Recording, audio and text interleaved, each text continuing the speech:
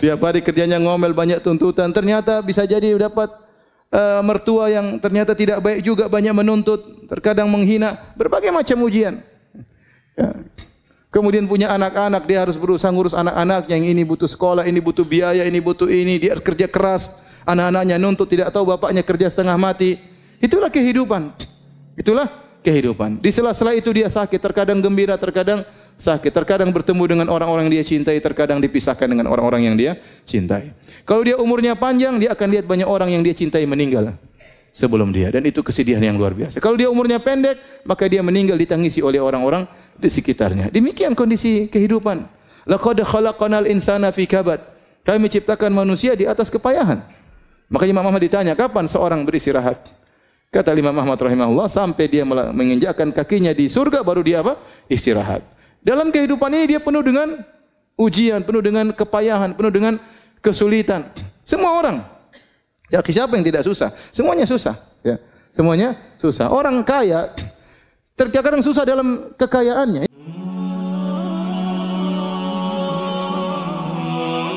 Kata Allah Subhanahu wa taala, sungguh ya, alladzi khalaqal mauta wal hayata, Allah yang telah menciptakan kematian dan kehidupan buat apa? Liyabluwahum ayyuhum ahsanu amala, untuk menguji mana di antara mereka yang ya amalnya yang terbaik. Ya, Allah juga berfirman, hal ata 'alal insani hina minad dahri lam yakun syai'an madhkura inna khalaqnal insana min nutfatin amsyajin nabtalih. Ya, sungguh kami menciptakan manusia dari nutfah, ya dari air mani, ya buat apa? Nabtalih, untuk mengujinya. Jadi memang Allah ciptakan kita untuk diuji. Karenanya ya, seorang di atas muka bumi ini harus sadar bahwasanya dia diciptakan untuk diuji oleh Allah Subhanahu wa taala. Maka semua orang diuji, tidak ada seorang pun yang tidak diuji oleh Allah Subhanahu wa taala. Dan kita tahu semua orang pernah bersedih, atau sebagian mereka sedang bersedih, ya. Tapi kalau semua orang pernah bersedih, semuanya pernah bersedih. Tidak ada yang pernah luput dari kesedihan. Dengan ujian yang bermacam-macam. Ada orang diuji berkaitan dengan hartanya, ya, diberi ekonomi yang sulit, penuh dengan hutang, dililit hutang. Ada orang diuji dengan badannya, ya, cacat, atau sakit-sakitan, atau tubuh yang tidak sempurna. Ya, kemudian juga ada yang wanita diberi kesedihan karena bertahun-tahun sudah menikah, tidak memiliki anak. Sementara wanita yang lain juga sedih, memiliki anak yang banyak tapi selalu menyusahkan dia, nakal, merepotkan dia. Sebagian wanita terus menangis, sudah mencapai usia tua, tidak mendapatkan suami. Sementara banyak wanita yang menangis mendapati suami yang selalu menyesakkan hatinya, selalu memukulnya, selalu menyedihkannya. Dan demikianlah namanya ujian, ya, beraneka ragam menimpa satu dengan yang lainnya. Tapi memang berbeda-beda, ada yang ujiannya sedikit dan ada ujiannya banyak. Tetapi semua orang diuji oleh Allah Subhanahu wa taala. Dan siapapun orangnya, mau kaya atau miskin, pasti diuji, ya. Sebagaimana sering saya sampaikan, bukan hanya orang miskin yang diuji, bukan hanya orang miskin yang bersedih. Orang kaya, para pejabat, para penguasa, mereka juga diuji, mereka juga bersedih. Bukan cuma kita saja yang menangis. Bahkan orang-orang terkenal, orang-orang yang mungkin dicari-cari oleh orang tersohor, mereka pun menangis. Bisa jadi tangisan mereka lebih banyak daripada kita. Betapa sering kita melihat foto seorang pejabat, seorang penguasa yang mungkin tersenyum dalam foto tersebut. Namun kita lihat senyumannya penuh dengan keterpaksaan. Di balik senyuman tersebut dia menyimpan banyak penderitaan. Oleh karenanya, siapapun orangnya di dunia ini pasti diuji, ya, pasti diuji. Ya, baik orang yang soleh maupun yang tidak soleh. Ya. Terlebih lagi Allah menjanjikan orang-orang yang beriman dengan ujian yang lebih berat. Ya. Kata Allah Subhanahu Wa Taala, Alif Lam Mim ahasiban nasu ayyutraku ayyaqulu amanna wa hum la yuftanun. Wa laqad fatanna alladhina min qablihim fala ya'lamanna Allahu alladhina shadaqu wa la ya'lamanal kadhibin. Kata Allah Subhanahu wa taala, Alif Lam Mim. Apakah manusia dibiarkan mereka berkata beriman sementara mereka tidak diuji? Sungguh kami telah menguji orang-orang sebelum mereka agar Allah tahu mana yang imannya benar dan mana yang imannya dusta. Ya. Am hasibatum an tadkhulul jannata wa lamma ya'tikum mathalul ladzina khalau min qablikum massathumul ba'sa'u wad-dharra'u wa zulzilu. Apakah kalian menyangka kalian akan masuk surga sementara belum datang kepada kalian ujian yang pernah menimpa orang-orang sebelum kalian? Mereka ditimpa dengan penderitaan, dengan kesusahan, digoncang oleh Allah Subhanahu wa taala. Jadi orang yang beriman justru dijanjikan ujian oleh Allah Subhanahu wa taala. Demikian juga dalam hadis kata Nabi sallallahu alaihi wasallam, waktu Nabi ditanya ayyun nasi asyaddu bala'an? Ya Rasulullah, siapakah orang yang paling berat cobaannya? Maka Nabi sallallahu alaihi wasallam mengatakan asyaddu nasi bala'an al-anbiya. Orang yang paling berat ujiannya adalah para nabi. Tsumma salihun, kemudian orang-orang saleh. Tsummal amsal fal amsal, kemudian selanjutnya dan selanjutnya. Yubtala rajulu ala qadri imanihi. Seorang diuji berdasarkan kadar keimanannya. In kana fi imanihi salabatun zida fi balaihi. Kalau ternyata imannya kokoh, tegar, Allah akan tambah ujiannya. Wa in kana fi imanihi riqqatun khuffifa anhu. Kalau ternyata imannya lemah ketika diuji, maka Allah akan ringankan ujiannya. Subhanallah, Allah mentakdirkan Nabi sallallahu alaihi wasallam adalah orang yang paling banyak ujiannya. Ujian dalam segala bentuk ujian. Ya. Lihatlah Nabi SAW, dari kecil sudah diuji. Lahir dalam kondisi tidak punya ayah. Kemudian, tidak lama kemudian, ibunya pun meninggal. Jadi yatim piatu. Hidup dalam kondisi miskin sejak kecil sudah menggembalakan kambing. Ya. Diuji, dari sisi harta, Nabi hidup dengan penuh kesederhanaan. Ya, bulan-bulan berlalu, istri-istrinya tidak ada memasak apapun di rumahnya. Rumah dengan rumah yang sangat sempit, mungkin cuma 4 kali 5 meter. Ya. Kalau terluka dilukai oleh kaumnya sampai berlumuran darah wajah beliau alaihi salatu wasalam. Adapun ujian penghinaan, ujian mental maka dihina dengan berbagai macam ujian. Dikatakan pendusta, dikatakan tukang sihir, dikatakan dukun, dikatakan orang gila, ya. Dikatakan memutus silaturahmi, segala ya julukan yang terburuk yang ada di zaman itu ditempelkan kepada Nabi sallallahu alaihi wasallam. Kalau dikatakan ujian tentang kehilangan orang yang dicintai, maka Nabi diuji dengan meninggalnya Khadijah radhiyallahu taala anha, istri yang sangat dia cintai, yang 25 tahun hidup bersama Nabi, tidak pernah mengangkat suara di hadapan Nabi sallallahu alaihi wasallam. Bagaimana tempat curhatnya selama ini, kemudian Nabi ditinggal oleh Khadijah radhiyallahu taala anha di saat-saat Nabi lagi membutuhkan tempat untuk curhat. Tatkala itu lagi desakan kaum musyrikin, intimidasi kaum musyrikin lagi di puncak-puncaknya, tiba-tiba Allah memanggil Khadijah radhiyallahu taala anha. Kalau dikatakan apakah Nabi tidak pernah diuji dengan meninggalnya? Ya, anak-anaknya semua anak-anak Nabi sallallahu alaihi wasallam meninggal dalam kehidupannya kecuali Fatimah radhiyallahu taala anha. Nabi punya anak 7 orang, semuanya meninggal, 6 orang di masa kehidupan Nabi sallallahu alaihi wasallam. Abdullah meninggal, Qasim meninggal, ya Zainab meninggal, Ruqayyah meninggal, Ummu Kulthum meninggal, Ibrahim terakhir meninggal di pangkuan Nabi sallallahu alaihi wasallam sampai Nabi menangis. Nabi berkata, "Innal qalba la yahzan wa innal aina la tadma wa la naqulu illa bima yurdi rabbana wa inna bi firaqika ya Ibrahim la mahzunun." Sungguh mata ini mengeluarkan air mata. Sungguhnya hati ini sangat bersedih dan kami tidak mengucapkan kecuali kata-kata yang mendatangkan keridhaan Allah Subhanahu wa taala. Wa inna bi firaqika ya Ibrahim la mahzunun. Sungguh kami dengan kepergianmu wahai anakku Ibrahim sangat bersedih. Semua ujian dihadapi oleh Nabi sallallahu alaihi wasallam. Cuma satu mungkin saya bilang Nabi tidak diuji, yaitu Nabi tidak diuji dengan kecacatan. Kenapa? Karena beliau seorang nabi. Tidak pantas dia seorang cacat, akan menjadi bahan hinaan oleh orang-orang musyrikin, orang-orang kafir. Adapun ujian yang lain, ujian harta Nabi diuji. Ujian terluka Nabi diuji, sakit 2 kali lipat. Anas bin Malik waktu datang kepada Nabi sallallahu alaihi wasallam, kemudian dia meletakkan tangannya, maka Nabi panasnya sangat tinggi. Ya Rasulullah, innaka la tu'ak wa'kan syadidan. Ya Rasulullah, sungguhnya engkau mengalami panas yang sangat panas, ya. Kata Nabi sallallahu alaihi wasallam, ini u'ak kama yu'aku rajulani minkum. Sungguhnya aku kalau merasa demam 2 kali lipat seperti kalian. Ya, Nabi diracun, ya, sampai Nabi sallallahu alaihi wasallam meninggal karena bekas racun yang diberikan oleh wanita Yahudi tatkala di Khaybar. Ya, selama 3 tahun atau 4 tahun Nabi mengalami sakit racun tersebut. Puncaknya tatkala Nabi sallallahu alaihi wasallam tahun 11 Hijriah baru kemudian Nabi sallallahu alaihi wasallam meninggal akibat racun yang sudah terpendam hampir 4 tahun tersebut sallallahu alaihi wasallam. Oleh karenanya waktu Nabi SAW mendatangi seorang wanita yang sedang meratapi anaknya meninggal dunia. Maka Nabi SAW datang wanita tersebut di kuburan, dia sedang meratapi anaknya. Nabi mengatakan, ya hadhihi, isbiri, wahai fulanah, bersabarlah, wattaqillah, bertakwalah kepada Allah. Maka wanita tersebut marah, dia mengatakan, ilaika anni, pergi engkau dariku. Innaka lam tusab bi musibati. Kata wanita ini, engkau tidak merasakan apa yang aku rasakan. Engkau tidak pernah menerima musibah seperti yang aku terima. Subhanallah. Nabi bukan cuma satu anak yang meninggal. 6 orang anak meninggal dia hadapi. Ya, kemudian Nabi SAW tetap menegurnya, maka dia pun sadar ternyata itu Rasulullah SAW, maka dia pun minta uzur. Kata Nabi SAW, innama sabru inda sodamatil ula. Sungguhnya kesabaran itu adalah pertama kali tatkala seorang ditimpa dengan musibah.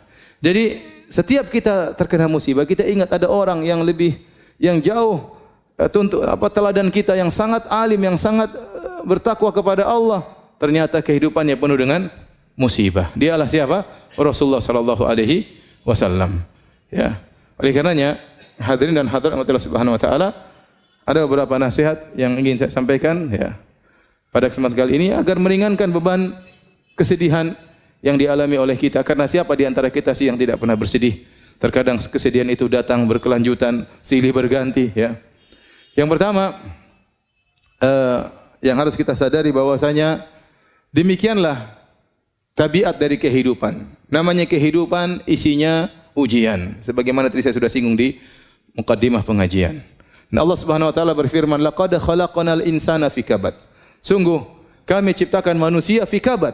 Yukabid, yaitu dalam kondisi susah payah. Sejak dia lahir dalam kesusahan, lahir dalam kondisi ya, keluar dalam kondisi menangis ya.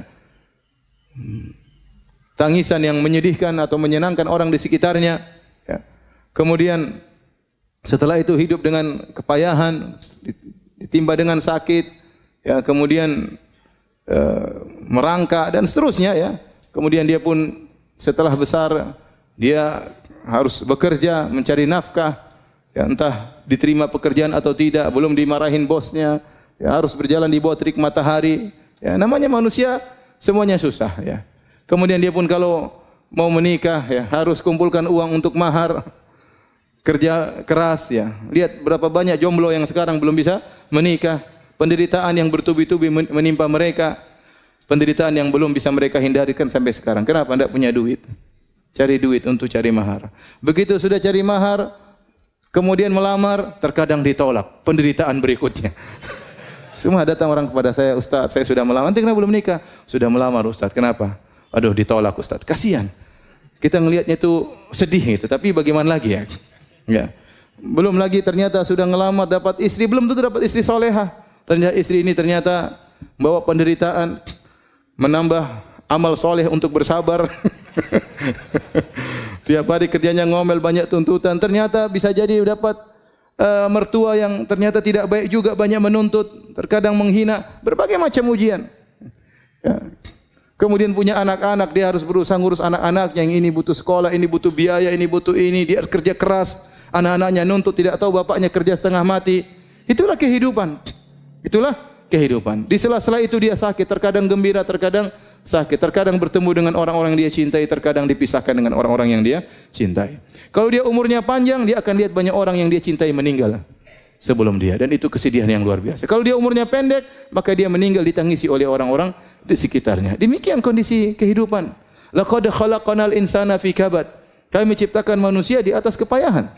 Makanya Imam Ahmad ditanya, kapan seorang beristirahat? Kata Imam Ahmad rahimahullah, sampai dia menginjakkan kakinya di surga baru dia apa? Istirahat. Dalam kehidupan ini dia penuh dengan ujian, penuh dengan kepayahan, penuh dengan kesulitan. Semua orang. Ya, siapa yang tidak susah? Semuanya susah, ya. Semuanya susah. Orang kaya terkadang susah dalam kekayaannya. Ya, saya pernah ketemu kawan saya luar biasa, dia kaya. Cerita tentang perusahaan. Saya enggak jarang dengar, tapi cerita ini begini. Usaha kemudian terkadang naik turun, harga lagi turun, pusing. Ya. Kemudian kalau sudah mau lebaran mukir THR, setengah mati. Apalagi kalau ternyata pegawai 1.000 orang, THR 1.000 orang berapa orang? Berapa duit? Orang-orang pegawai yang miskin-miskin pada senang mau lebaran. Dia yang mau kasih gaji setengah mati.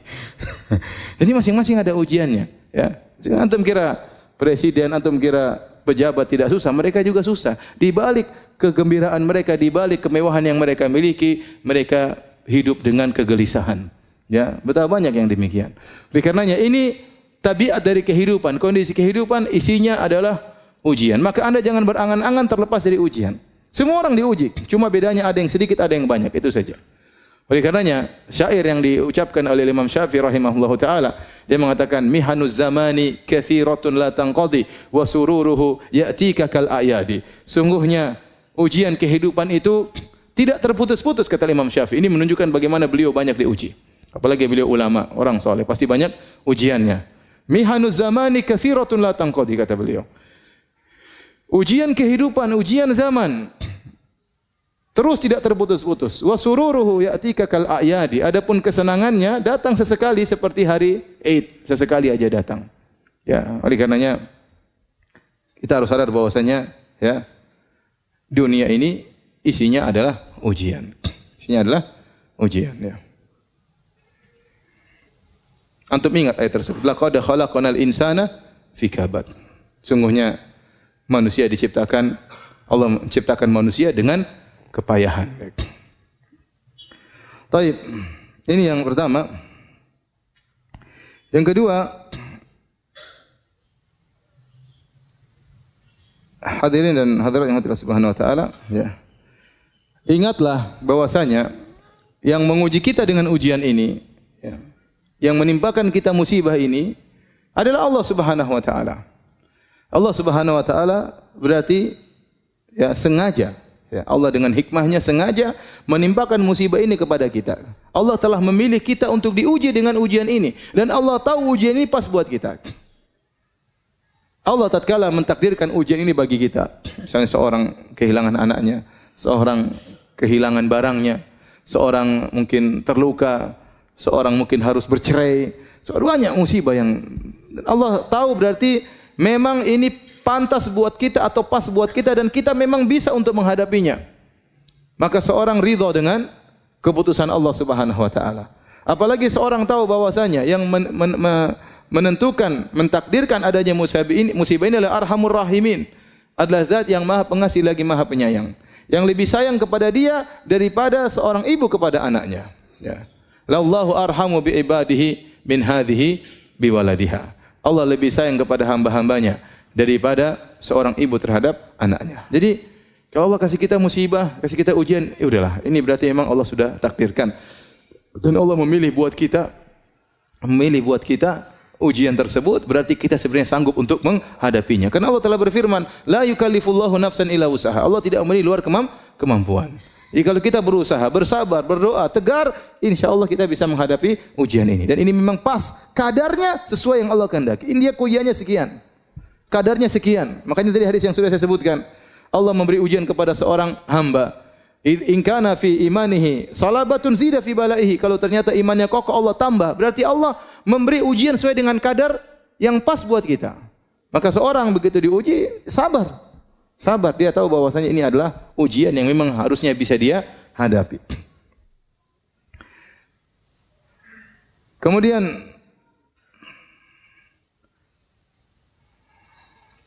dia harus sadar bahwasanya ujian yang datang kepadanya,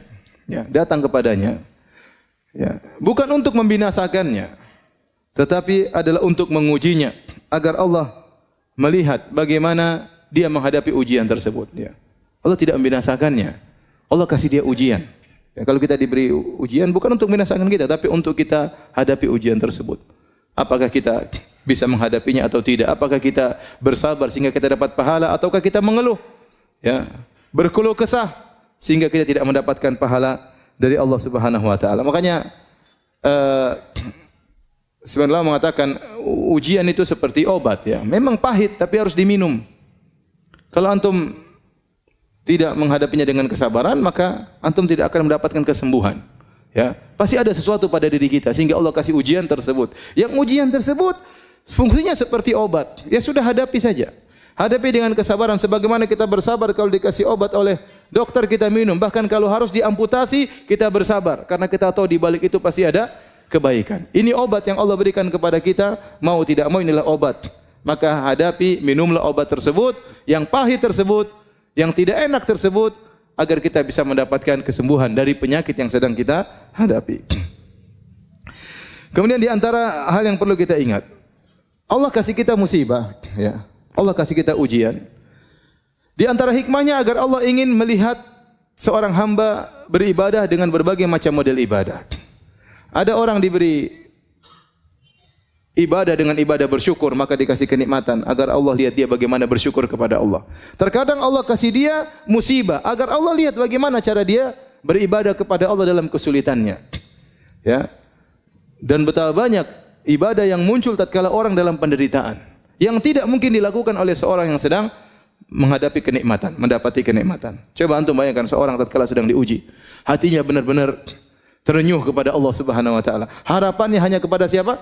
Allah Subhanahu wa taala. Kalau dia berdoa dia menangis. Yang itu mungkin tidak didapatkan oleh orang-orang yang dapat kesenangan. Ya. Seorang kalau dalam kenikmatan mungkin dia salat sekedar mau nangis, apa yang mau dia tangisi? Apa yang mau dia tangisi? Sampai seperti ada lelucon ya. Ada seorang imam di Mekah. Saya diceritain wallah alam benar atau tidak ya, tapi lelucon namanya Syekh Al-Muhaisini. Syekh Al-Muhaisini dia punya murotal Quran ya. Kalau antum mendengar murotalnya dia sering nangis.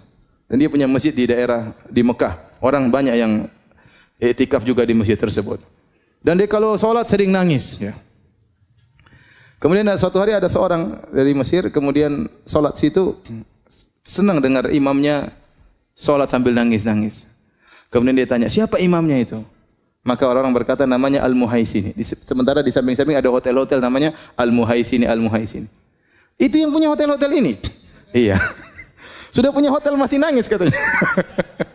Jadi maksud saya bisa jadi memang seorang dalam ketentramannya, dalam kebahagiaannya dia menangis, tapi itu jarang. Ibadah yang keluar dari hati seorang tatkala sedang diuji dengan musibah itu luar biasa, ya. Luar biasa. Makanya terkadang seorang lilit utang, dia berdoa kepada Allah Subhanahu wa taala dan utangnya tidak dilunas-lunaskan oleh Allah Subhanahu wa taala. Karena Allah tahu kalau utangnya lunas dia berhenti berdoa kepada Allah Subhanahu wa taala.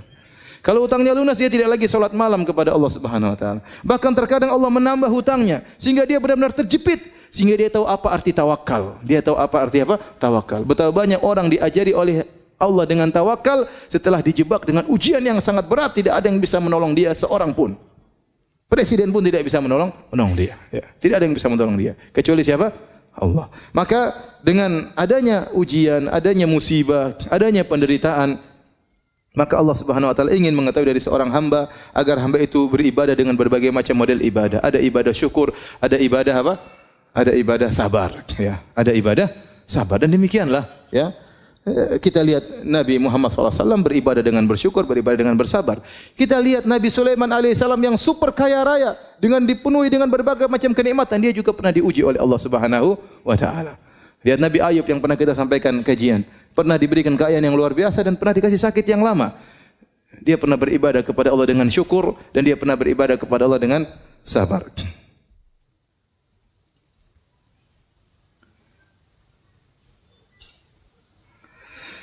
Kemudian ingat, jika Anda diuji oleh Allah Subhanahu wa taala, Anda bersabar, maka sungguhnya Anda dalam kebaikan. Anda masih dalam kebaikan. Kapan Anda tidak dalam kebaikan? Kalau Anda mengeluh, kalau Anda meronta, kalau Anda protes kepada Allah Subhanahu wa taala. Nabi sallallahu alaihi wasallam bersabda, "Ajaban li amril mu'min, inna amrahu kullahu khair." Sungguh menakjubkan perkara seorang mukmin. Sungguhnya perkaranya seluruhnya adalah kebaikan. Seluruhnya kebaikan. Wa laisa dzalika li ahadin illa lil mu'min. Dan ini tidak mungkin kecuali hanya kepada seorang mukmin. Seorang mukmin yang selalu dalam kondisi baik. Dan ini tidak mungkin dilakukan kecuali oleh seorang mukmin. In asabatu sarra syakara fakana khairal lahu. Kalau dia mendapati kesenangan-kesenangan maka dia bersyukur dan ini baik baginya.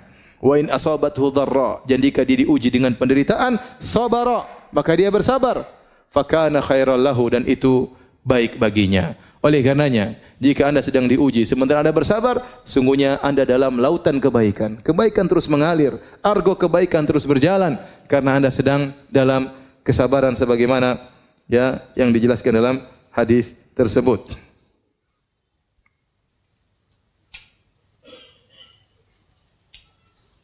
Oleh karena dalam hadis disebutkan, kata Nabi sallallahu alaihi wasallam, "Ma min ahadin minal muslimin."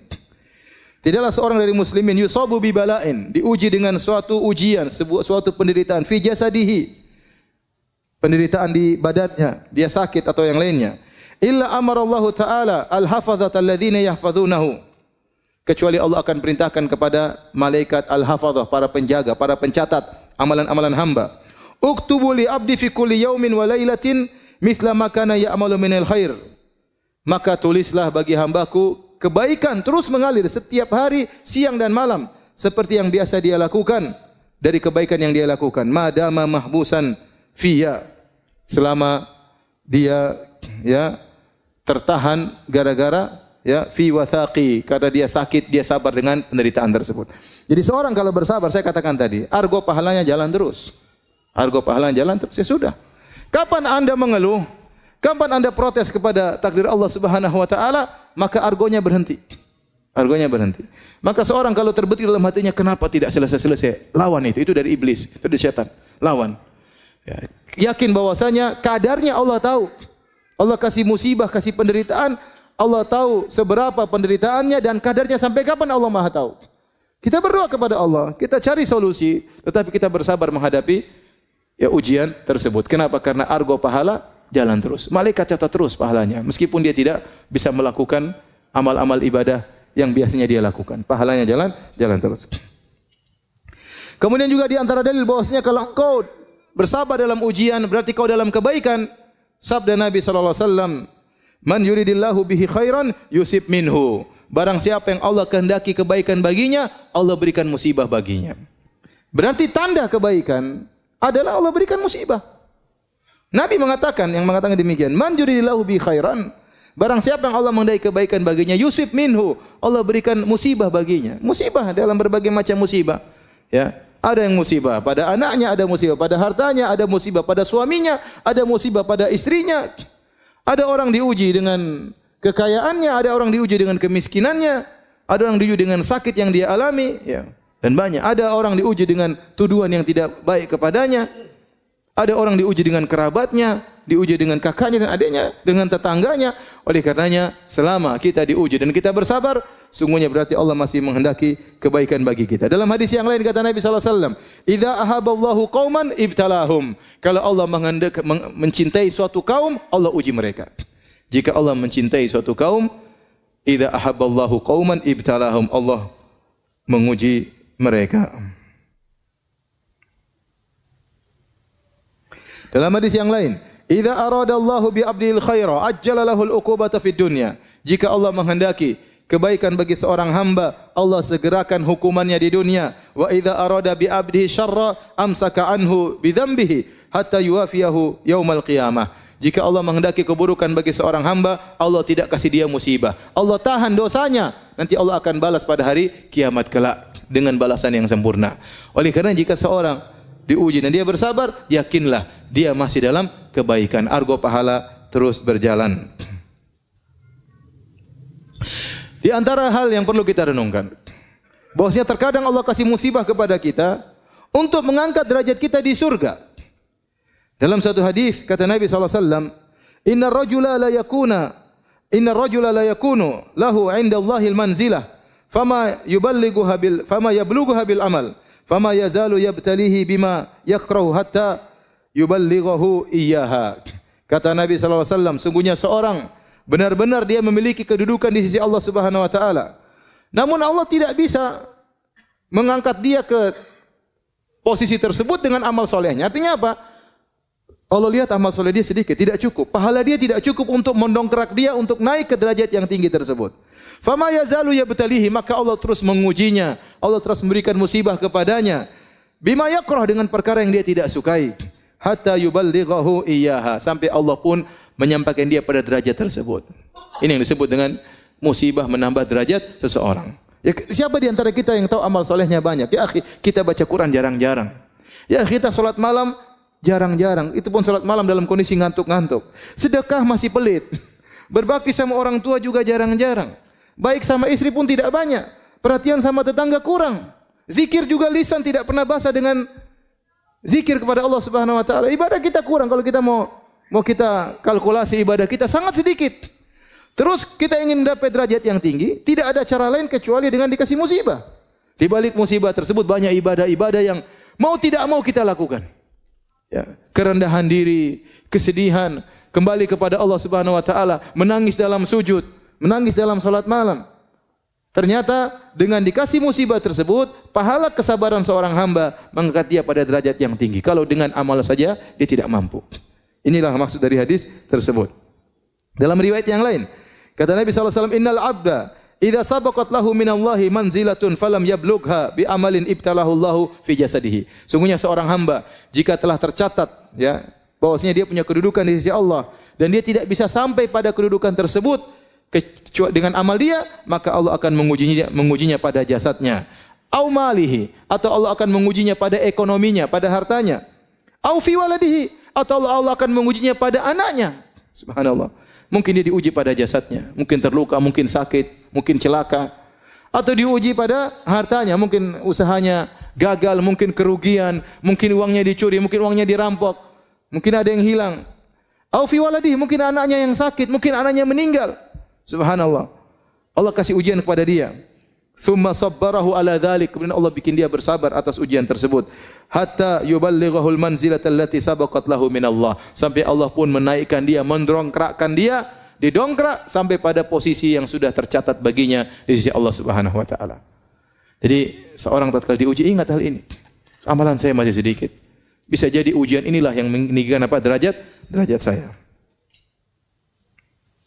Kemudian di antara hal yang perlu dia ingat tatkala dia sedang bersedih diuji dengan ujian, ingatlah bahwasanya ujian tersebut sebagai kafarah, menghilangkan dosa-dosanya, menghilangkan dosa-dosanya. Kata Nabi sallallahu alaihi wasallam, "Ma yusibul muslim min nasabin wala wasabin wala hammin wala hazanin wala adan wala ghammin hatta syaukata yushakuha illa kafarallahu biha min khatayahu." Kata Nabi sallallahu alaihi wasallam, tidaklah sesuatu pun menimpa seorang muslim, baik keletihan, bahkan keletihan, baik nasabin, keletihan, baik wasab, sakit apapun, sampai demam, ya, sampai demam. Kata Nabi sallallahu alaihi wasallam, la tasubbi al-humma, jangan engkau mencela demam. Fa innaha tudhibu khataya bani Adam kama yudhibul kir khabathal hadid. Sungguhnya demam itu menghapuskan dosa-dosa seorang anak Adam sebagaimana alat pandai besi menghilangkan karat dari besi. Jangan mencela penyakit, jangan mencela demam, kata Nabi sallallahu alaihi wasallam. Jadi seorang letih, seorang sakit, ya, wala hazanin, kemudian juga kesedihan yang menimpanya, ya, sampai wala hammin, ya, ham itu kekhawatiran tentang di kemudian hari, gimana nanti besok, bagaimana lusa, bagaimana tahun 2000 sekian, bagaimana anak saya kalau sudah besar. Kekhawatiran ini pun ini kesedihan. Kalau hazan, kesedihan tentang masa lalu. Kalau hammin, kegelisahan, kesedihan tentang masa depan yang dikhawatirkan. Ini juga menghapuskan dosa-dosa. Wala adzan, dan juga gangguan orang yang orang berikan kepada dia dizalimi, dia diganggu, dikata-katain, dituduh yang tidak digibahi. Ini semua penghapus dosa. Wala ghammin, kegelisahan. Seorang muslim terkadang tidak jelas, tahu-tahu dia gelisah, tahu-tahu ada hatinya lagi tidak tenteram, tidak tahu kenapa. Ketahuilah itu penghapus dosa-dosa. Wala syauka yushakuha, bahkan duri yang mengenai tubuhnya, kecuali Allah akan menghapuskan dosa-dosanya. Maka seorang bersabar, ya, tatkala, ya, diberi ujian oleh Allah Subhanahu wa taala. Ya, sampai dalam hadis disebutkan sampai dia diuji oleh Allah terus, diuji oleh Allah terus sampai dia berjalan di atas muka bumi tidak ada dosa sama sekali. Berjalan dengan santai, tidak ada satu dosa pun yang ada di tubuhnya. Kenapa? Selama ini dia bersabar tatkala diuji oleh Allah Subhanahu wa taala. Terkadang orang, ya ikhwan, diuji dengan berbagai macam ujian, dari ujian satu ke ujian yang lain. Dan itu yang dialami oleh Nabi sallallahu alaihi wasallam. Terkadang orang dikasih uji dengan satu ujian. Karena kalau Allah tahu dia mampu menghadapi ujian ini. Kalau dikasih ujian lain mungkin dia tidak mampu. Ya sudah, Allah kasih dia misalnya kesulitan ekonomi terus sampai dia meninggal dunia. Itu ujian yang bisa dia hadapi. Dia sabar. Ada orang dikasih misalnya cacat atau dikasih sakit. Ujian terus bertahun-tahun sampai dia meninggal dunia. Allah tahu ini ujian yang bisa dia hadapi. Inilah yang bisa mengangkat derajatnya. Ini yang bisa menghapuskan apa? Dosa-dosanya. Ya akhi, sekarang kita banyak dosa. Saya sering sampaikan kalau zaman dahulu orang ingin tidak berdosa gampang. Tinggal dalam rumah tidak berdosa. Sekarang dalam rumah juga berdosa. Sendirian juga berdosa. Selama pegang HP berdosa. Kalau internet mati baru tidak berdosa. Kamu internet mati, apa yang mau dilihat? Enggak ada. Mau gibah enggak ada teman gibah kalau sendirian. Mau dengar berita gibah pun tidak bisa. Ya. Mau tulis status komentar sana komentar sini pun tidak bisa. Mau riak dengan status enggak bisa. Sudah. Tapi sekarang dimanapun seorang bisa bermaksiat. Selama sinyal masih nyala bisa bermaksiat. Nah, ini kesempatan Allah kasih ujian menghapuskan dosa-dosa kita. Kita tidak minta kepada Allah, ya Allah ujilah saya. Jangan. Kata Nabi SAW, la tatamannau liqa'al adu. Jangan kalian berangan-angan untuk bertemu dengan musuh. Fa idza laqitumuhum fasbiru, fasbutu. Kalau ketemu dengan musuh sabar. Kita tidak minta diuji, tapi kalau Allah kasih ujian kita bersabar. Karena ujian tersebut menghapuskan dosa-dosa. Ujian apapun ya, ujian apapun. Sedih, gelisah, kekhawatiran, takut, jengkelan ya. Pulang ke rumah diomelin istri, itu menghapus dosa-dosa. Alhamdulillah. Kenapa Mas? Alhamdulillah. Bilang Mas, alhamdulillah. Semua omelanmu, semua teriakanmu menghapuskan dosa-dosaku. Kalau aku bersabar ya. Kalau enggak bersabar tambah dosa. Coba ini tadi hadisnya. Ma yazalul bala'u bil mu'min. Senantiasa ujian menimpa seorang mukmin wal mu'minah dan juga seorang wanita mukminah fi nafsihi wa waladi wa malihi. Allah kasih ujian ini berganti-ganti ujiannya. Bayangkan, senantiasa ujian menimpa seorang mukmin atau seorang mukminah fi nafsihi, pada badannya, pada hatinya sakit, sedih. Waladihi, mungkin diganti lagi pada anaknya. Wa malihi, anaknya sudah, hartanya juga kena. Hatta yalqallaha ta'ala wa ma alaihi khati'ah, sampai dia bertemu dengan Allah tidak ada satu dosa sedikit pun yang dia bawa. Ini menunjukkan musibah ya, menghapuskan dosa-dosa.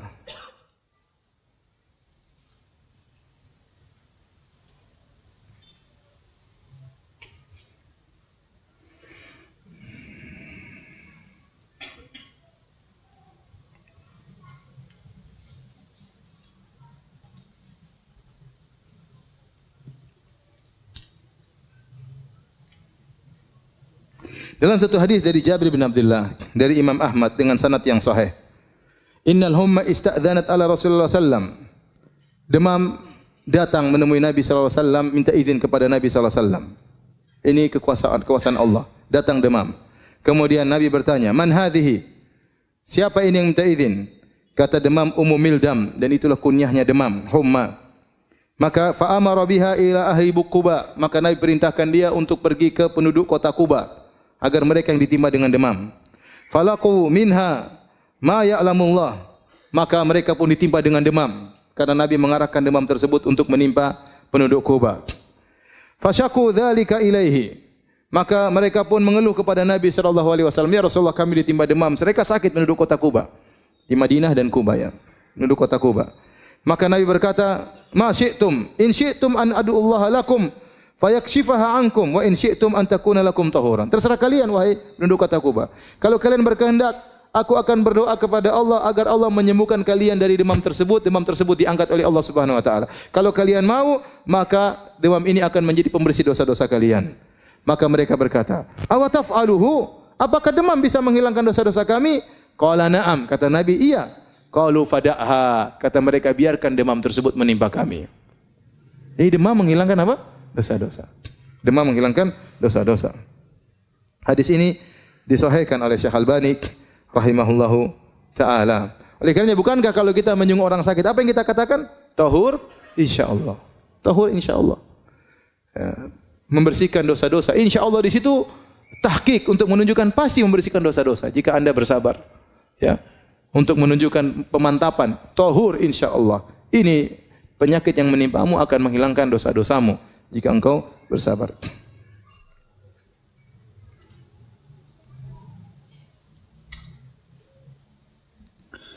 Baik. Nasihat berikutnya para hadirin dan hadirat yang dirahmati oleh Allah Subhanahu wa taala. Bisa jadi musibah yang menimpa kita ini merupakan sebab terhindarkan dari musibah yang lebih besar. Ya, bisa jadi musibah yang menimpa kita merupakan sebab yang untuk menghindarkan musibah yang lebih besar. Kata Imam Ibnu Qayyim rahimahullah taala, kalau Anda sulit memahami hal ini, renungkanlah kisah Nabi Khadir dengan anak yang dia bunuh.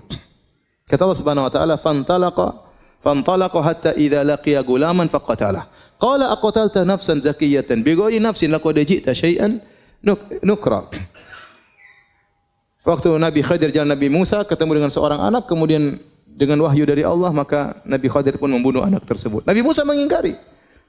Bagaimana kau bisa membunuh seorang anak yang tidak punya salah sama sekali? Kalau dia bunuh orang kita boleh bunuh, dia enggak punya salah. Maka kemudian di belakangan Nabi Khadir menjelaskan, ya. Fa ammal ghulamu fa kana abawahu mu'minaini fa khashina ayyurhiqahuma tughyana wa kufra. Fa aradna ayyubdilahuma rabbuhuma khairan minhu zakatan wa aqraba ruhma. Ya. Sungguhnya anak yang saya bunuh tersebut tentu menyedihkan kedua orang tuanya atau tidak? Menyedihkan kedua orang tuanya. Anaknya meninggal dunia. Tapi kata Nabi Khadir, sungguhnya anak ini kalau dia besar, dia akan menjerumuskan kedua orang tuanya ke dalam kekufuran. Dia akan menjerumuskan kedua orang tuanya ke dalam kekufuran. Maka kami ingin anak ini diganti. Maka anak ini meninggal dan itu musibah. Kemudian Allah menggantikan dengan anak yang lebih baik. Ini dijadikan barometer Ibnu Qayyim rahimahullah taala. Kalau Anda tidak bisa memahami musibah itu bisa menghilangkan musibah yang lebih besar, maka renungkanlah apa? Kisah ini. Renungkanlah kisah ini.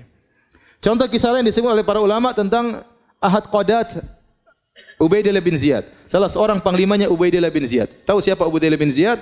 Ubaidillah bin Ziyad ialah panglima atau yang telah membunuh, yang memimpin untuk membunuh siapa? Al-Husain.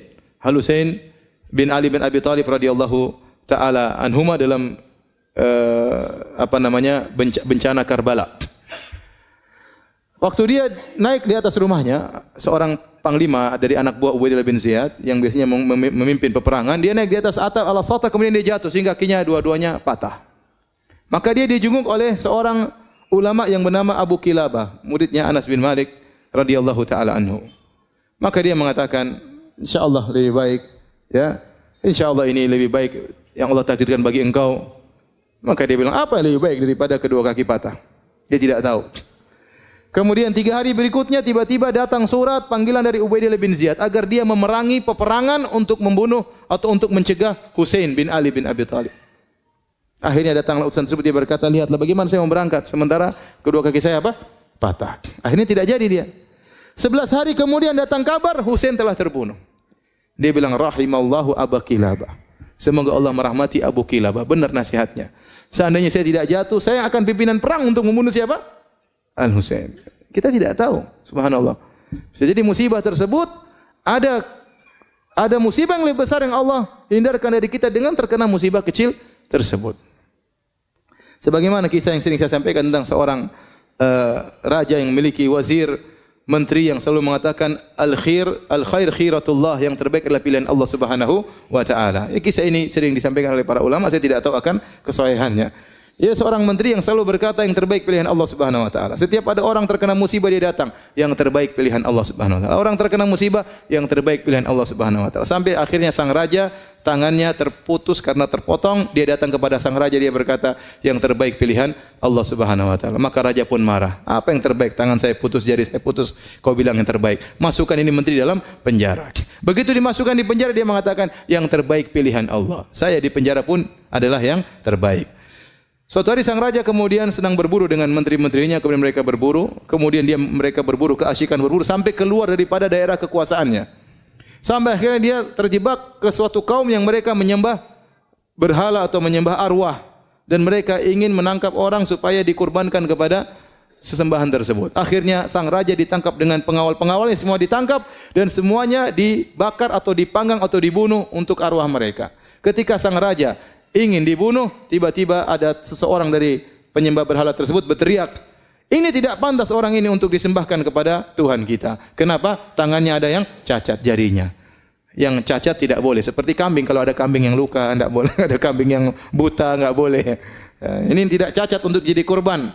Kalau korban harus orang yang tidak boleh cacat. Akhirnya raja tersebut disuruh pulang dan dia selamat gara-gara jarinya yang putus. Maka dia ingat perkataan menterinya, benar perkataan menteriku, yang terbaik adalah apa? Pilihan Allah Subhanahu wa taala. Maka dia segera pulang ketemu menterinya, dia mengatakan benar perkataanmu, yang terbaik adalah pilihan Allah. Terus kamu waktu di penjara, kenapa kau bilang terbaik pilihan Allah? Kata dia, kalau saya tidak di penjara, tentu saya akan ikut berburu sama Anda dan saya jadi korban. Jadi maksud saya, seorang renungkan ini kisah bisa jadi musibah, ya, mendatangkan atau menolak musibah yang lebih besar. Saya pernah dengar cerita ada seorang dia menemani orang untuk pergi ke bandara. Ya, tamu datang, kemudian dia pun menemani tamu tersebut menunggu ke bandara. Ternyata pesawat delay. Harusnya dia sudah pulang ke rumah, mungkin sudah tidur siang atau tidur malam. Saya lupa waktunya, mungkin sudah tidur malam. Namun gara-gara ngantar temannya ini, padahal dia lagi sibuk, setiap ngantar lihat jam, aduh, kok enggak. Ternyata pesawat delay dan karena dia enggak enak dia nungguin. Musibah. Waktu dia terbuang, pekerjaannya tertunda. Subhanallah, sampai akhirnya temannya tersebut berangkat, dia pulang ke rumah, ternyata rumahnya kecurian. Ada rampok datang masuk kemudian mengambil hartanya. Kemudian dia tambah jengkel lagi. Dia bilang, coba ini. Itu gara-gara pesawat. Coba kalau tadi saya pulang lebih cepat mungkin saya tidak kecurian. Maka ada tetangga yang negur, ya akhi, ihmadillah, pujilah Allah. Apa ada perampok datang baik-baik sama ente? Kalau ente lagi di rumah mungkin ente dibunuh sekalian. Ente bersyukur yang diambil cuma harta. Nyawa ente tidak diambil oleh para perampok tersebut. Oleh karenanya seorang kalau terkena musibah, ya dia bilang bisa jadi bisa jadi ini menolak musibah yang lebih besar. Contoh ada seorang anaknya yang dia sangat sayangi meninggal dunia. Anak ini akan memberi syafaat pada hari kiamat. Dia pikir yang baik-baik aja. Bisa jadi anak ini besar belum tentu saya bisa mengurus dia. Apalagi zaman sekarang dunia gadget, anak-anak sekarang sudah kalau kita dengar berita mengerikan, anak SD berzina, mengerikan ya.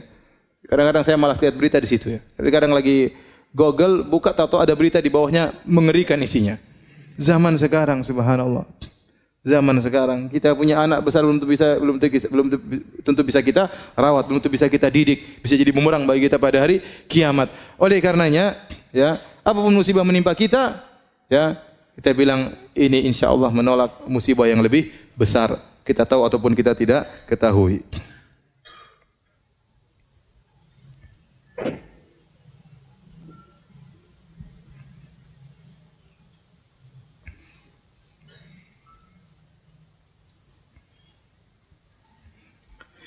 Anda ditimpa musibah oleh Allah Subhanahu wa taala agar Anda tahu bagaimana bersyukur yang benar. Terkadang seorang tidak tahu rasa syukur, nikmatnya syukur kecuali setelah dikasih apa?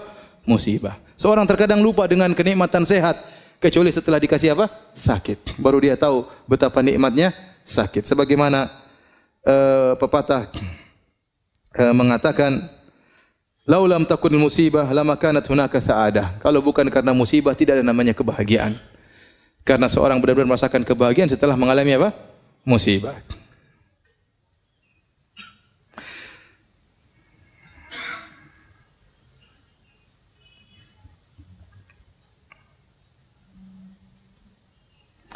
Di antara hal yang bisa meringankan seorang tatkala sedang bersedih, dia harus beriman dengan masalah takdir. Dia tahu bahwasanya seluruh yang menimpanya ini sudah ditakdirkan oleh Allah Subhanahu wa taala. Tidak mungkin dia hindari. Nabi sallallahu alaihi wasallam ya mengatakan, "Ma asabaka lam yakun liyukhti'ak wa ma akhta'aka lam yakun liyusibak." Apa yang menimpamu tidak bisa kau hindari. Dan apa yang terhindar darimu tidak mungkin menimpamu. Ini sudah pasti ya. Innallaha kataba maqadiral khalaiq qabla an yakhluqas samawati wal ard bi 50,000 sanah. Sungguhnya Allah mencatat takdir seluruh makhluk, termasuk Anda ini makhluk. Takdir Anda telah ditulis oleh Allah secara detail, masing-masing kita secara detail. Ya, dari masih nutfah sampai meninggal dunia sudah dicatat oleh Allah dengan detail dan Anda tidak akan keluar dari takdir tersebut. Ya. Bahkan Allah catat tersebut 50.000 tahun sebelum Allah ciptakan langit dan bumi, bukan sebelum 50.000 tahun sebelum ente diciptakan, enggak. 50.000 tahun qabla an yakhluqas samawati wal ard, sebelum Allah ciptakan langit dan bumi. Kata Nabi sallallahu alaihi wasallam, "Rufi'atil aqlam wa jaffatis suhuf." Pena-pena sudah diangkat dan lembaran sudah kering, tidak ada perubahan. Maka mau tidak mau Anda tidak akan bisa menghindar dari musibah tersebut. Karena musibah tersebut sudah tercatat bagi Anda. Tinggal bagaimana Anda menghadapi musibah tersebut. Kalau Anda menghadapinya dengan sabar, fa anta ma'jur, maka engkau dapat pahala. Tapi jika engkau menghadapinya dengan tidak bersabar, fa anta ma'zur, engkau dapat dosa. Tetap saja tidak terhindar. Mau diapain? Sekarang kalau ada misalnya seorang ibu anaknya meninggal dunia, kemudian dia meronta-ronta, menangis-nangis, apakah anaknya bisa hidup kembali? Nggak bisa. Percuma. Tinggal di hadapan dia mau meronta-ronta, dapat dosa, dia bersabar, kesedihan ada. Nabi pun bersedih. Tapi dapat pahala. Tinggal dia pilih yang mana. Dan tidak akan merubah kondisi. Tidak akan merubah kondisi. Seandainya kalau dia meronta-ronta, menangis-nangis, anaknya hidup kembali, silakan meronta-ronta. Tapi tidak ada, tidak bisa. Sebagian ibu-ibu, subhanallah, saya dengar berita sedih sekali. Saya tahu ada seorang wanita, ya, sudah ngaji, kemudian sampai bercadar, kemudian anaknya meninggal. Kemudian dia teriak-teriak, dia marah-marah, kembalikan anakku, kembalikan, tidak terima. Ya, subhanallah. Inilah ujian, ya. Inilah ujian. Memang berat, siapa yang bilang ringan? Berat sekali. Tapi anti diuji agar anti mencapai derajat yang tinggi, mendapatkan pahala yang besar. Maka jangan hadapi ujian tersebut dengan bentuk protes kepada takdir Allah, tidak menerima takdir Allah Subhanahu wa taala. Tidak akan bisa merubah kondisi tersebut. Anti meronta-ronta, anti marah-marah, anti ngamuk-ngamuk, anti banting sini banting anu, tidak akan merubah kondisi. Oleh karenanya apa yang menimpa kita tidak mungkin kita hindari. Yakin ini sudah ditakdirkan oleh Allah Subhanahu wa taala. Mau apa lagi? Qadarullah. Makanya kalau dapat musibah bilang apa? Qadarullah, sudah. Itu langsung menenangkan hati kita. Ya sudah, mau diapain? Ya. Qadarullah, mau diapain? Ya. Kita sudah berusaha, ternyata salah. Kita sudah menjaga anak kita sudah obati ke rumah sakit, qadarullah, mau diapain? Mau diapain?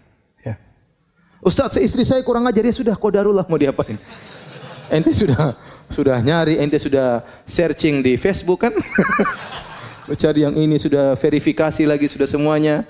Sudah tanya semua, sudah ternyata salah Ustaz. Ya qadarullah, hadapi ujian tersebut. Mau diapain? Ya. Mau diapain?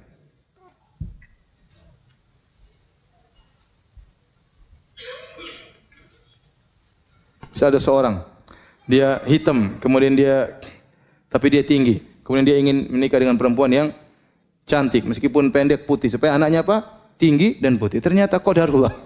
Anaknya hitam, pendek, pesek. Ya sudah, qadarullah. Ente sudah berusaha. Apa boleh buat? Itu namanya qadarullah.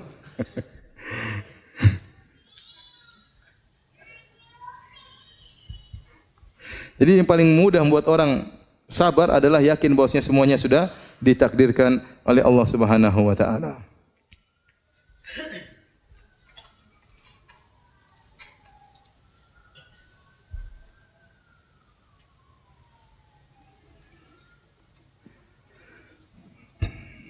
Kalau seorang tatkala ditimpa musibah, dia dapati dirinya kurang bersabar, maka latihlah dirinya untuk bersabar. Kalau dia latih dirinya untuk bersabar, dia akan bersabar. Kata Nabi sallallahu alaihi wasallam, innamal hilmu bittahallum wa innamal ilmu bitta'allum. Ya, wa man yatasabbar yusabbirhu Allah. Barang siapa yang berlatih diri untuk bersabar, Allah akan buat dia sabar. Tadinya merontak, ingin memberontak, ingin berteriak, sabarkan diri. Latih diri kita. Setiap ada masalah langsung qadarullah. Inna lillahi wa inna ilaihi raji'un. Langsung ucapkan tersebut. Meskipun jengkel, meskipun marah, itu kalimat luar biasa. Kalau kita kena musibah, kita bilang qadarullah, itu langsung buat hati kita tenang. Kita langsung bilang inna lillahi wa inna ilaihi raji'un. Semuanya kita ini milik Allah. Mobil kita, rumah kita, harta kita, anak kita semuanya milik Allah. Kalau Allah ingin ambil terserah. Inna lillahi wa inna ilaihi raji'un. Itu membuat kita benar-benar sangat mudah untuk bersabar. Maka latih diri untuk bersabar. Kata Nabi SAW, man yatasabbar yusabbirullah. Barang siapa yang melatih diri untuk bersabar, maka Allah akan mudahkan dia untuk bersabar. Kemudian di antara hal yang membantu kita untuk mengurangi kesedihan, perbanyak berzikir kepada Allah Subhanahu wa taala. Dan ini Allah perintahkan kepada Nabi sallallahu alaihi wasallam. Ya. Fasbir ala ma yaqulun wasabbih bihamdi rabbika qabla tulu'i syamsi wa qabla ghurubiha. Kata Allah Subhanahu wa taala, sabarlah engkau wahai Muhammad atas apa yang mereka ucapkan. Mereka mengatakan engkau orang gila, engkau pemutus silaturahmi, engkau dukun. Mereka mengatakan tentang Allah yang tidak benar, yang membuat hatimu jengkel. Fasbir ala ma yaqulun. Sabarlah atas perkataan mereka. Wasabbih bihamdi rabbika qabla tulu'i syamsi wa qabla ghurubiha. Dan bertasbihlah kepada Rabbmu sebelum terbit fajar dan sebelum terbenam matahari. Sebelum terbit matahari dan sebelum terbenam matahari, waktu subuh, sebelum subuh bangun, zikir pagi petang, zikir kepada Allah. Itu menghilangkan kesedihan. Banyak berzikir mengingat Allah Subhanahu wa taala. Oleh karenanya juga kata Allah Subhanahu wa taala, "Wa laqad na'lamu annaka yadhiqu sadruka bima yaqulun. Wasabbih bihamdi rabbika wa kum minas sajidin." Kata Allah, sungguh kami tahu dadamu sempit wahai Muhammad atas perkataan mereka. Antum kira waktu Nabi Muhammad dikatakan orang gila, orang sinting, dia tidak sakit hati? Dia sakit hati. Sampai Allah mengatakan, "Wa laqad na'lamu annaka yadhiqu sadruk." Sungguh kami tahu hatimu sedih wahai Muhammad. Kata Allah Subhanahu wa taala. Kami tahu hatimu sempit akan akibat yang mereka ucapkan. Apa solusinya? Wasabbih bihamdi rabbik, maka bertasbihlah, banyak berzikir, subhanallah, subhanallah, subhanallah. Wa kum minas sajidin, banyak salat, banyak sujud kepada Allah Subhanahu wa taala. Itu di antara hal yang buat kita meringankan kesedihan kita. Keluhkan kesedihan kita kepada Allah Subhanahu wa taala. Fasabrun jamil. Sabar jamil, apa itu sabrun jamil? Kesabaran yang indah, maksudnya kesabaran yang tidak disertai dengan syakwa, keluhan kepada makhluk. Adapun syakwa kepada Allah, mengeluhkan penderitaan kita, itu tidak mengapa. Itu kebiasaan para nabi. Nabi mengeluhkan kesulitannya kepada Allah Subhanahu wa taala. Nabi Yaqub mengatakan, "Innama ashku bathi wa husni ila Allah."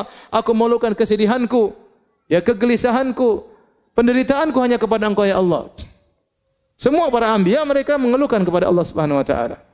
Nabi Zakaria, "Rabbi inni wahanal 'azmu minni washta'ala ar-ra'su syaiba wa lam akum bidu'aika rabbi syaqiyya." Ya Allah, aku sudah tua, tulangku sudah rapuh.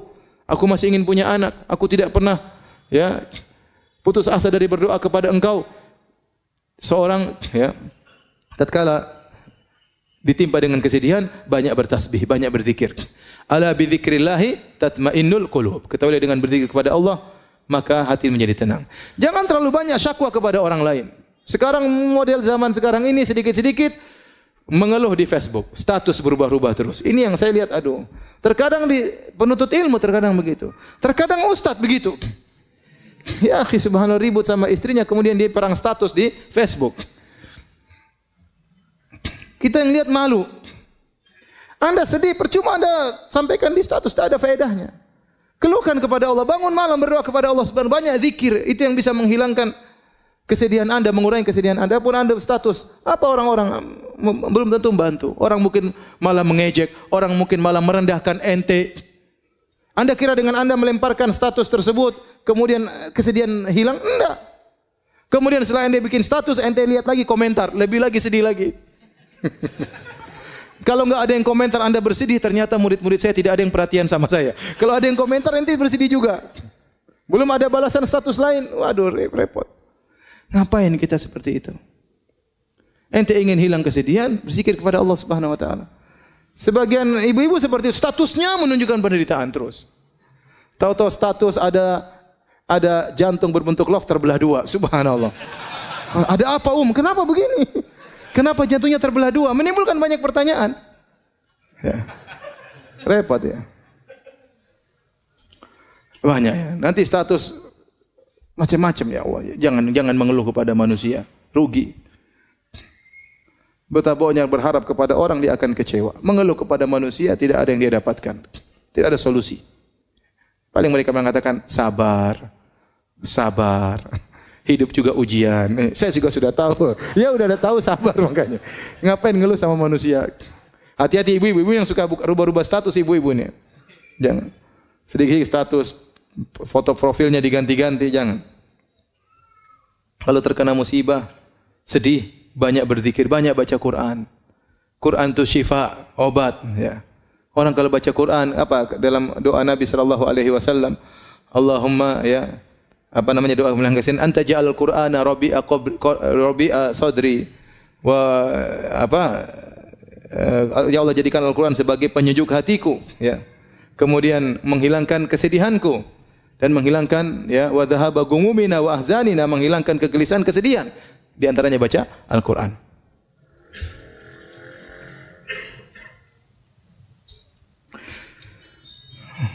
Kemudian di antara hal yang membantu kita untuk menghilangkan kesedihan, yaitu jangan memutar kembali masa-masa yang lalu. Kenangan-kenangan lalu hapuskan. Ada seorang mungkin ya punya anak meninggal dunia. Kemudian dia masih simpan bonekanya, dia masih simpan bajunya. Ini jangan, ini menyiksa diri. Sudah sedekahkan kepada orang lain. Nanti dilihat bonekanya, dia nangis lagi lihat anaknya. Lihat sepedanya, dia nangis lagi lihat apa? Anak. Jadi itu terjadi. Sudah itu semua barang kasih orang. Jangan mencoba untuk mengingat masa lalu yang menimbulkan kesedihan, karena itu diingin oleh setan. Ya. Setan ingin apa? Liyahzunal ladzina amanu. Setan ingin agar orang beriman sedih. Kenapa kalau orang beriman sudah sedih dan kesedihannya berlebih-lebihan, tidak mengantarkan dia dekat kepada Allah, akhirnya banyak perkara akhirnya terbengkalai. Dia kalau sudah sedih, terlalu sedih, ngurus anak-anak yang lain susah. Perhatian sama suami susah. Dia pun jarang pengajian, dia cuma baca Quran, nangis saja kerjanya. Maka segala hal yang membuat kita kesedihan tentang masa lalu, ngapain kita ingat-ingat kembali? Semua kenangan-kenangan hilangkan. Kalau punya foto-foto di HP, hilangkan semua. Ya ngapain? Nanti lihat, nangis lagi. Tiba-tiba nangis lagi. Ya enggak usah. Enggak usah. Baik tentang orang tua kita, baik tentang anak-anak kita, yang sudah lalu biarlah berlalu. Ya. Ngapain kita menjebak diri kita pada kesedihan yang lalu yang tidak mungkin kita perbaiki lagi, mustahil, tidak mungkin kita kembalikan lagi, mustahil. Ya sudah, maka segala hal yang membuat kita teringat dengan masa lalu, kesedihan yang berkepanjangan, maka hendaknya kita hindari. Kemudian jangan lupa ya untuk menghadiri majelis ilmu. Di antara zikir yang menenangkan hati majelis ilmu, dengar pengajian tentang kesedihan, ya, tentang tawakal, tentang sabar, tauhid, terutama pengajian tentang tauhid. Dengar bagaimana Tuhan kita, bagaimana Allah Subhanahu wa taala, bagaimana Allah melakukan semuanya dengan hikmah. Ya, bagaimana Allah terkadang menguji hamba-hambanya, baca kisah-kisah orang terdahulu. Dengar pengajian tentang bagaimana kisah para ulama diuji, sehingga kita tahu bahwasanya kita ini diuji tidak ada apa-apanya dibandingkan dengan mereka. Ya. Dan ini membuat kita lebih ringan kesedihan kita. Kemudian jangan lupa perkara yang penting tatkala kita terkena kesedihan, berusaha membantu orang lain. Berusaha membantu orang lain. Oleh karenanya Al-Imam As-Sa'di, gurunya Syekh Utsaimin rahimahullah taala pernah berkata, dia mengatakan, dua pokok kebahagiaan adalah pertama ikhlas kepada Allah, yang kedua membantu orang lain. Ini dua pokok kebahagiaan. Anda kalau ingin bahagia, lakukan dua ini. Pertama ikhlas. Berusaha dalam segala kegiatan ikhlas karena Allah, bukan mencari komentar manusia, bukan karena kepentingan duniawi, bukan untuk melihat ya like atau dislike, tidak peduli. Saya mencari komentar Allah Subhanahu wa taala. Kapan Anda bisa ikhlas dalam segala kegiatan Anda, maka Anda akan meraih kebahagiaan. Yang kedua, membantu orang lain. Setiap kita bantu orang lain, maka Allah akan berikan kita kebahagiaan. Allah berfirman, ya ayyuhalladzina amanu idza qila lakum tafassahu fil majalisi fafsahu yafsahillahu lakum. Bahkan perkara yang mungkin tidak butuh biaya membantu orang. Kata Allah, ya wahai orang yang beriman, jika dikatakan kepada kalian lapangkan majelis supaya atau rapatkan supaya orang bisa masuk duduk bersama antum di masjid, maka berilah kelonggaran bagi mereka. Yafsahillahu lakum, maka niscaya Allah akan berikan kelapangan bagi kalian. Kata para ulama termasuk kelapangan dada. Kelapangan dada. Ya, padahal tidak butuh biaya sehingga orang datang, silakan duduk samping saya. Itu ente bikin begitu, ente dapat apa? Kebahagiaan.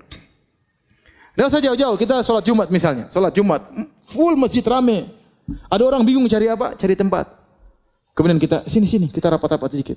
Silakan, sambil antum tersenyum. Dia kemudian berdiri samping antum, itu Allah kasih kebahagiaan bagi antum. Begitu saja. Sebaliknya, kalau antum kemudian bawa sajadah sendiri, sholat Jumat, terus kaki ente lebarin. Ente sudah siap mau datang, ente nggak mau. Dia mau sampingin, ente semakin lebarin. Pasti ente dapatkan hati ini jengkel, grundel. Allah bikin hati ente menjadi apa? Sempit. Berbuat baik kepada orang lain pasti mendatangkan kebahagiaan. Antum lihat orang di jalan, orang menyeberang, orang lagi sibuk-sibuknya, ente sempatkan waktu ngantar orang kakek tua tersebut sebentar. Berhentikan kemudian antum berjalan mengantar orang tersebut. Allah pasti kasih kebahagiaan. Dan ini asal kebahagiaan adalah membantu orang lain. Di saat-saat kita penuh kesedihan, jangan lupa kita memberi kebahagiaan kepada orang lain. Niscaya kesedihan tersebut akan dikurangi oleh Allah Subhanahu wa taala. Ya. Oleh karena saya katakan manusia paling berbahagia adalah siapa? Adalah Rasulullah sallallahu alaihi wasallam. Kenapa dia selalu menebar kebahagiaan bagi orang lain? Siapapun yang minta bantuan kepada Nabi, maka Nabi pun membantunya sebisanya. Itulah Rasulullah sallallahu alaihi wasallam. Maka cobalah kalau kita ditimpa kesedihan, bantu orang lain. An-nafa'al muta'addi. membantu orang lain, maka insya Allah akan berikan kebahagiaan bagi kita.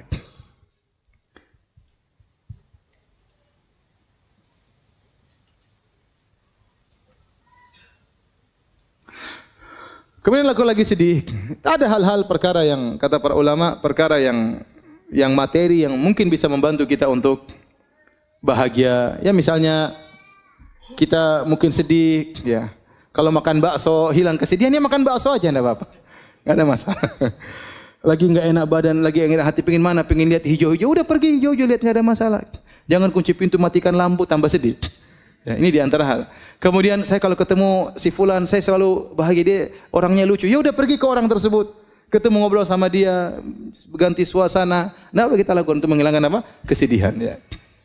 Ya, senang dengan warna tertentu. Kalau warna hijau, indah, hati menjadi tentram. Ada ibu-ibu senang lihat warna ungu, ya. Lihat sudah lakukan, tidak ada masalah. Ini termasuk perkara-perkara yang bisa menambah, ya, menghilangkan kesedihan. Kemudian hindari hal-hal yang bisa mendatangkan kesedihan bertambah. Contoh nonton berita, sukanya nonton berita kriminal. Tambah sedih enggak? Tambah sedih. Waduh, sedih. Berita tentang selingkuh, semakin sedih, ketakutan. Waduh, sudah gini suami saya selingkuh. Ketakutan luar biasa. Pelakor, apa namanya? Pelakor tadi? Pelari apa? Oh, perebut laki orang. Saya kira pelari laki orang. Perebut berita-berita seperti itu akhirnya bikin gelisah, bikin sedih. Ketemu orang yang mulutnya kotor, jangan ketemu dia. Ketemu majelis-majelis ghibah, jangan. Ini bikin kesedihan semuanya. Ganti suasana, ya. Ganti suasana. Kalau punya grup ternyata isinya berita-berita enggak enak, left, tinggalkan grup. Cari grup yang lain yang bisa mendatangkan apa? Kebahagiaan. Tidak ada masalah. Itu juga di antara hal yang bisa mengurangi kesedihan. Kemudian yang terakhir, hadirin Allah Subhanahu wa taala, kalau kita terkena musibah, usahakan musibah tersebut kita ringankan dengan beberapa perkara, di antaranya ya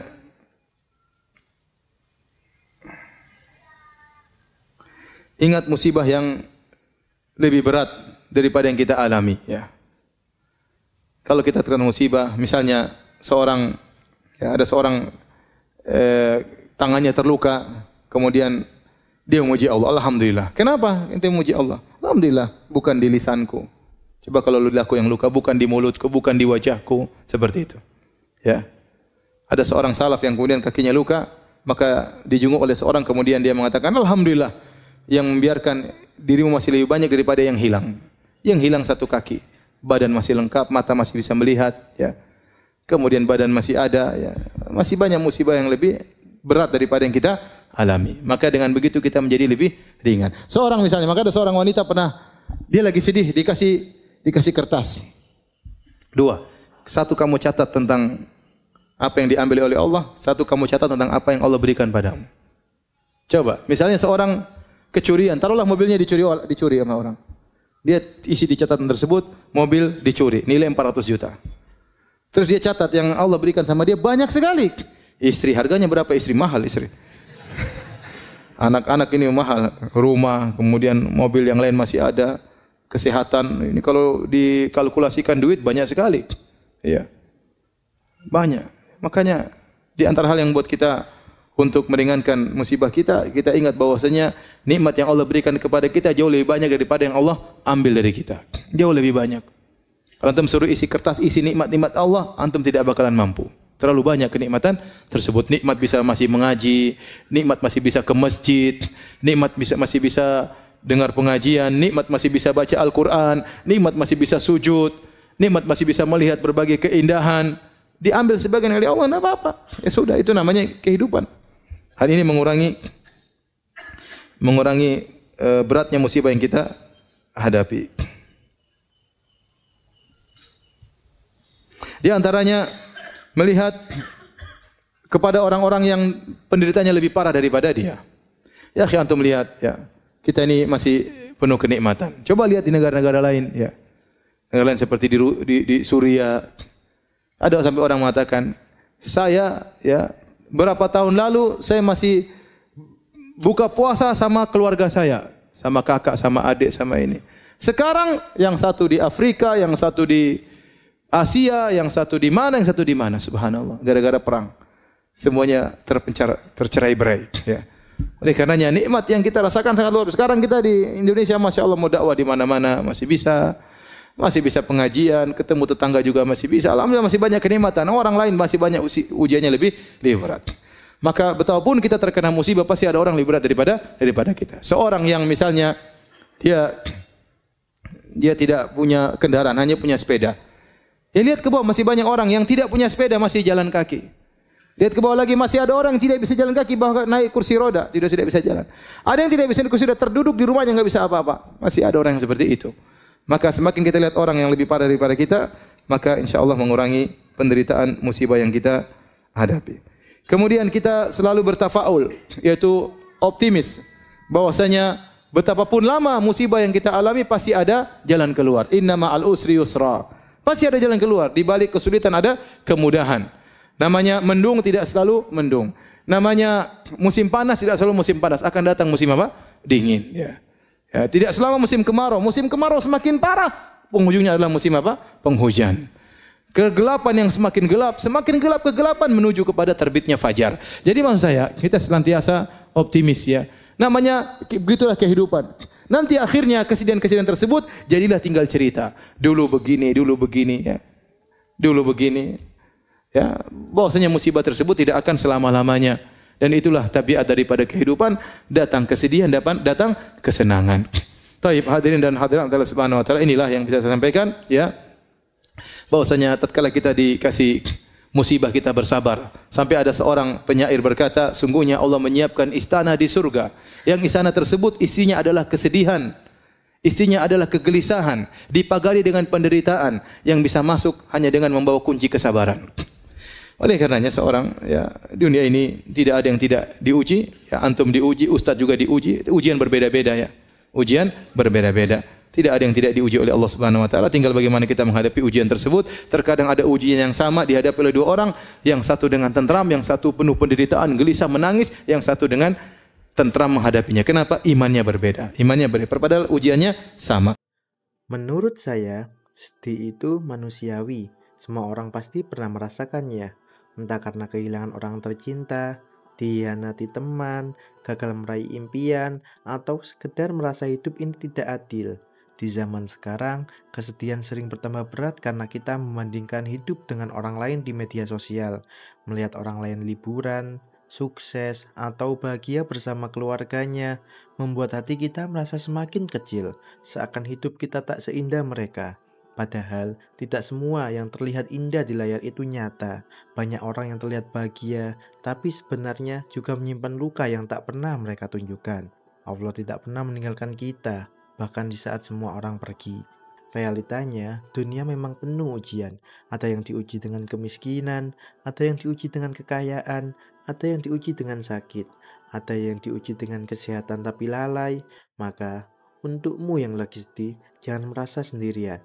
Berdoalah, curhatlah kepada Allah di sepertiga malam terakhir, karena saat semua pintu tertutup, pintunya selalu terbuka, dan Dia tidak akan pernah mengecewakan hamba yang berharap kepadanya.